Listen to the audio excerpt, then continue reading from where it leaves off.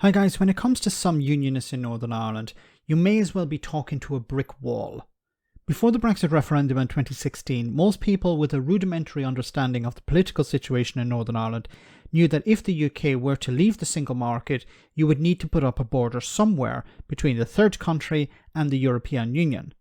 This reality was denied and denied and denied by both the extreme unionists in Northern Ireland and Brexiteers in Great Britain. Jacob Rees-Mogg famously or infamously pushed the idea of an electronic border between Northern Ireland and the Republic, but it only worked if you had faith, a religious type of faith.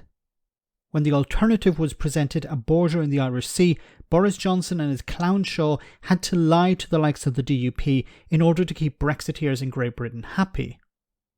Now we have this from the TUV, which makes the DUP headbanger party look normal.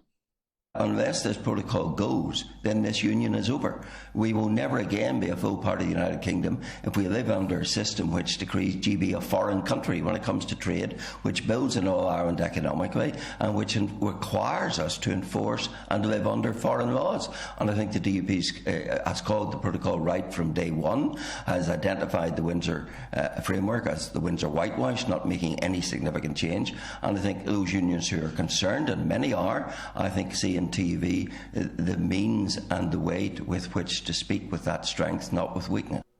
Not with weakness. Now, you may seem on the surface, well, he's praising the DUP here. Well, this doesn't sound like an attempt to siphon votes off the DUP, but it is. This is what he's attempting to do here. He's congratulating the DUP on what they've done so far, but he knows within the DUP, at least the support base, there are people who are not happy with the idea that the DUP are going to go back into the executive with Sinn Féin. And it's easy for him to sit on the sidelines and say, well, you know, the protocol needs to go. The protocol is not going anywhere. He and others attempted to get rid of the protocol through the courts. That failed. They've been trying to do it politically. That has failed as well. The Conservative Party don't care about the protocol anymore. This Windsor framework is the way forward, and they're not going to scrap that because a few headbangers in Northern Ireland are not happy.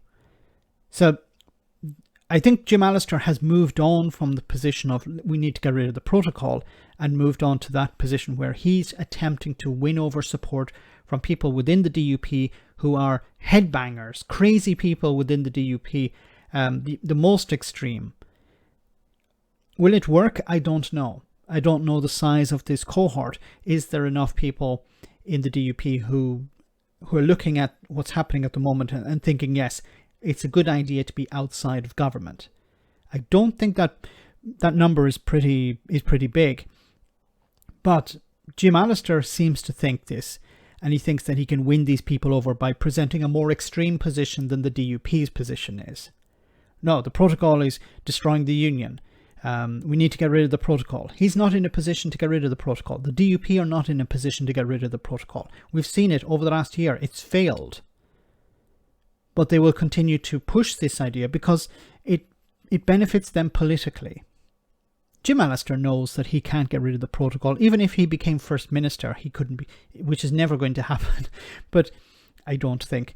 But he can't get rid of the protocol. The Northern Ireland Assembly can't get rid of the protocol. The only people who can get rid of it is the EU and the Prime Minister.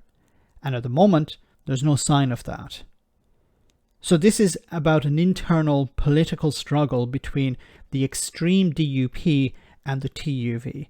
And Jim Allister feels that he can hoover up a few votes there. Let me know in the comment section, guys, what you think about all of this. As always, your comments are greatly appreciated. Thanks a lot.